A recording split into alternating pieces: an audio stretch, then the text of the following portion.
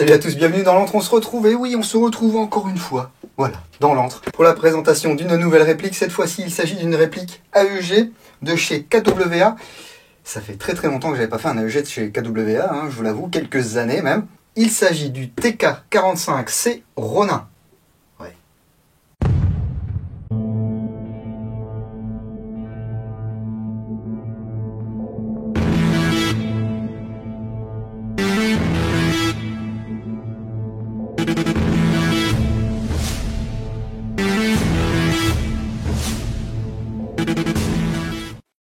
Avant de commencer cette vidéo, j'aimerais remercier Sweet Airsoft pour leur réactivité. Cette réplique est disponible chez eux en version upgradée avec des pièces TNT Airsoft, joints de hop-up et canon pour 333 $.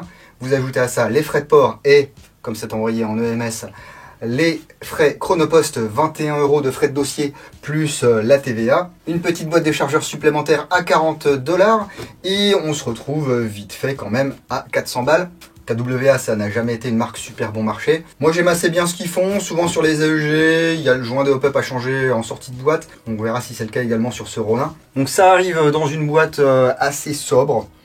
Du carton, quelques petits logos. Alors il y a deux versions. La 2.5 comme celle-ci et la 3.0. La 3.0 a une particularité, c'est qu'elle est blowback. Vous avez une masse additionnelle dans le tube de crosse et une crosse réglable.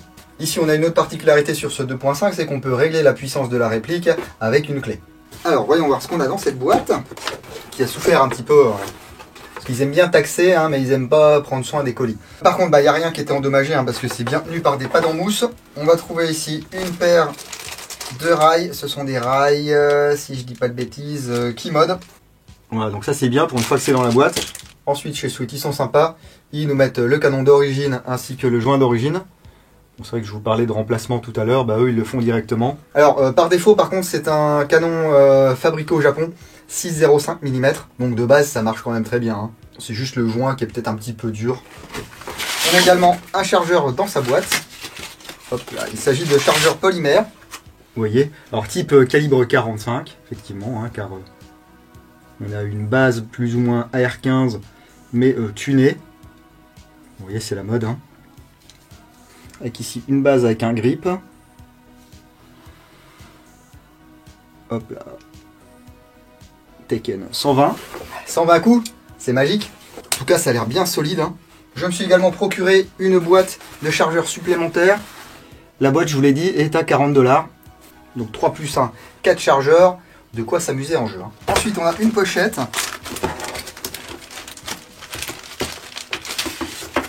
Qui contient un autocollant KWA, une clé de réglage, je vous le disais, hein, clé de réglage hexagonale assez longue pour la puissance de la réplique, et puis un mode d'emploi commun aux deux versions. Du coup, vous voyez, on a ici la version C avec le rail Keymode et puis le réglage de puissance, et ici la version normale, enfin 3.0 avec le rail M-Lock ainsi que le tube de crosse.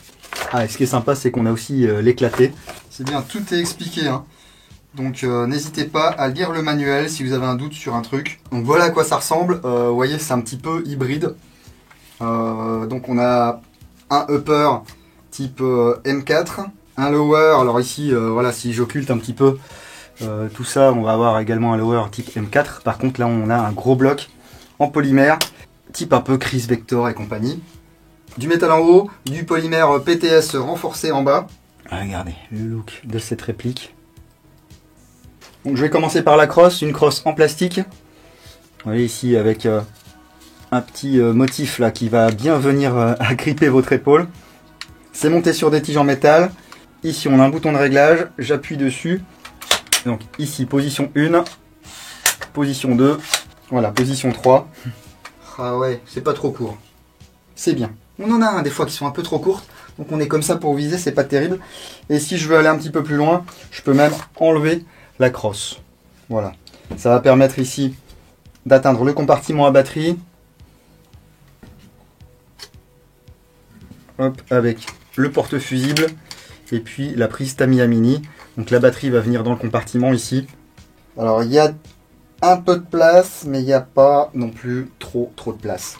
Donc, cette partie est en polymère. On a un anneau de sangle ici en bidextre. Donc ça va être sympa. Alors le bloc poignée pistolet ici et poignée avant en polymère. Alors c'est un grip que vous connaissez tous, type Magpul. Bon. Les poignées Magpul sont quand même relativement confortables. On a un petit grip dessus aussi. Ici le compartiment moteur. Au niveau des marquages, c'est du Fantaisiste bien sûr. Hein. KWA TK45, TKM6,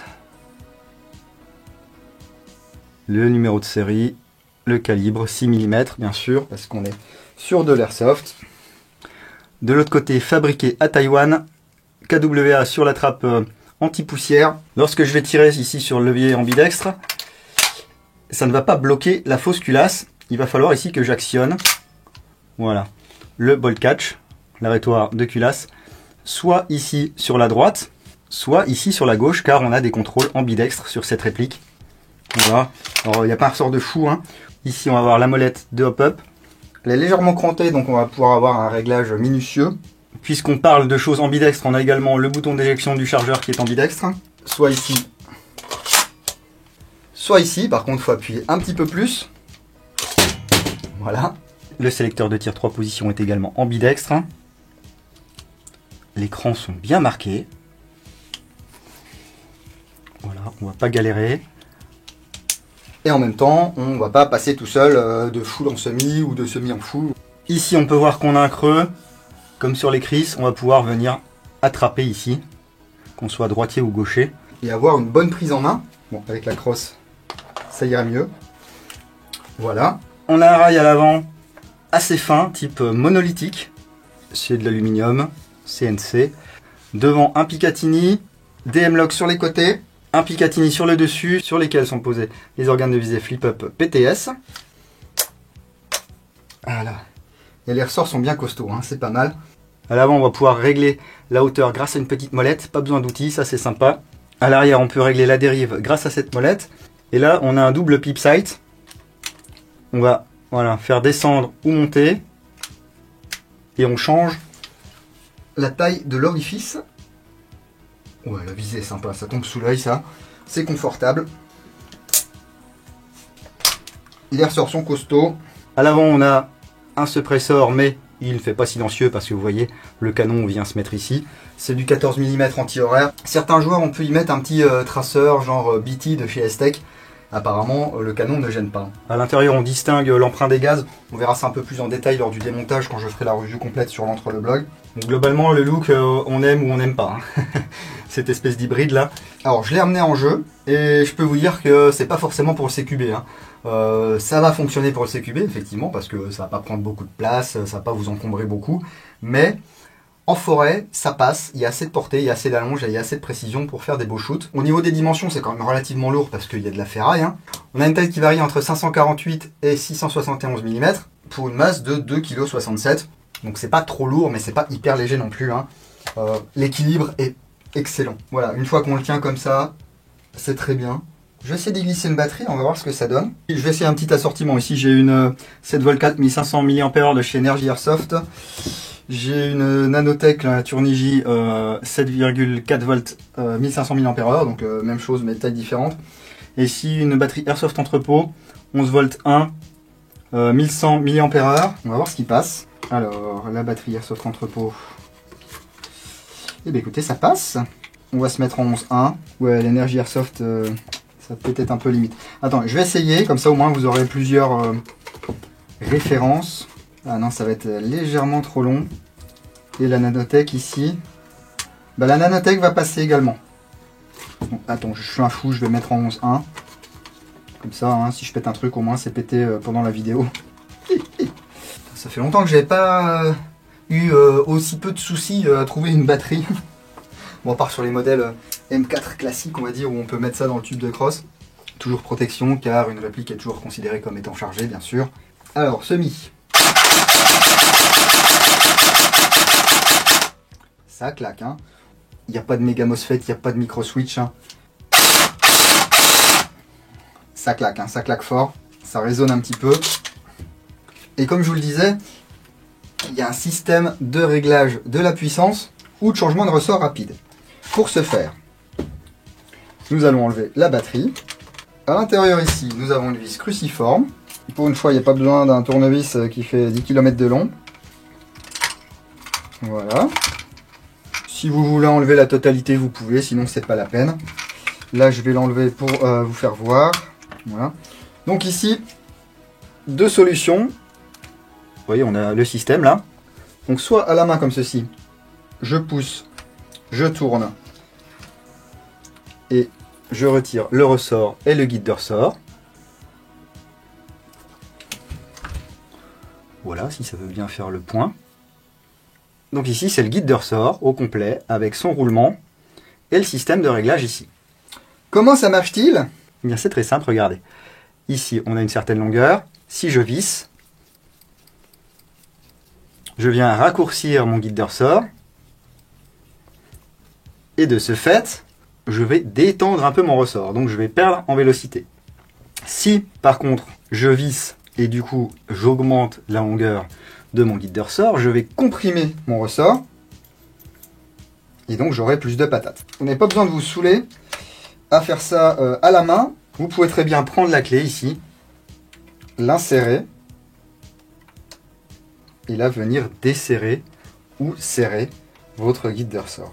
Donc ce que je vous propose, c'est d'aller au chrony et de voir quelle amplitude on va avoir ici avec le ressort d'origine, et du coup où est-ce que ça va nous permettre de pouvoir aller jouer, tout en sachant que même si le ressort d'origine ne convient pas à votre pays, à votre assaut ou au type de partie auquel vous allez, là on va pouvoir changer le ressort en quelques secondes.